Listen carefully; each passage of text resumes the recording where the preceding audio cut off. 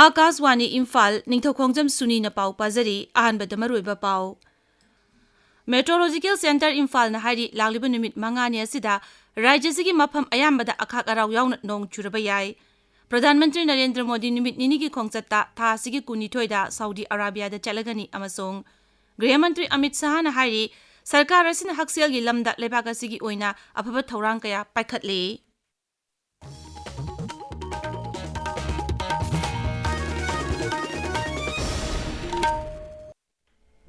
Meteorological Center Imphal na hari lagliba numit mangani asida rajyasigi mafam ayambada akhak araw yauna pungda kilometer kuntra digi nipu yangba nungsit amasung nong churaba yai. Imphal West Jiribam None Kangpokpi Senapati amasung Tamenglong Jilada lagliba numit mangani asida hairiba phibam asi mayoknagani.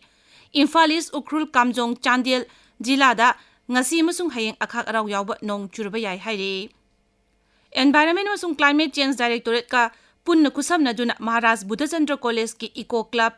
NSS Unit amasung IQAC na sinduna college asigi akoibabu plastic free zone oina thamnaba sengdokpagi thauram ama ngasi pangthokre thauram asida mahiroi amasung oja singna saruk yake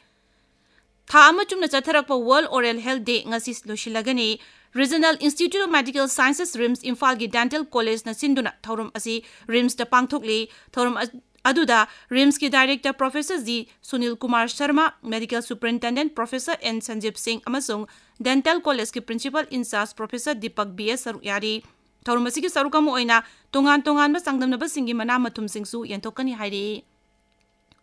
Pradhan Mantri Narendra Modi numit ninigi khongchatta tha asigi kunithoida Saudi Arabia da chatlagani. Saudi Arabia gi Crown Prince Mohammed bin Salman na Barton torokpadagi Pradhan Mantri mafam adu chatkadabani. Mapal thauram mantralugi cherol mana hai Lisingani tara umasung tara mapanda laibak asida Pradhan Mantri Narendra Modi na chatluraba tungda handagi khongchat asina ahumlak suba khongchat oiragani Bharat amasung Saudi Arabia na marumapang oibagi achetpa mari thamli laibak ani na tongan ba lamsing rajniti ngaksel lalol itik haksel technology energy na chingbasingda mari afaba thamli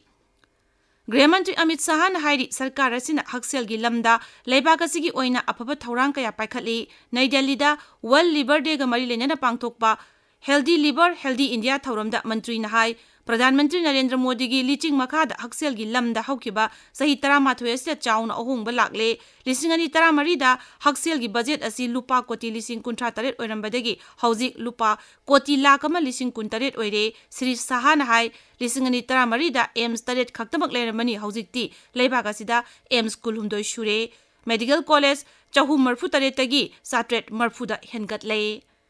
Liver Phagaran bagi marueba sing palladuna mantri na hai machiba chinjak saba mapung phana tumba masung haksang sajil tawbana haksang phaba miyoy ma ohenba ngamgani Aroibada marueba pau amuk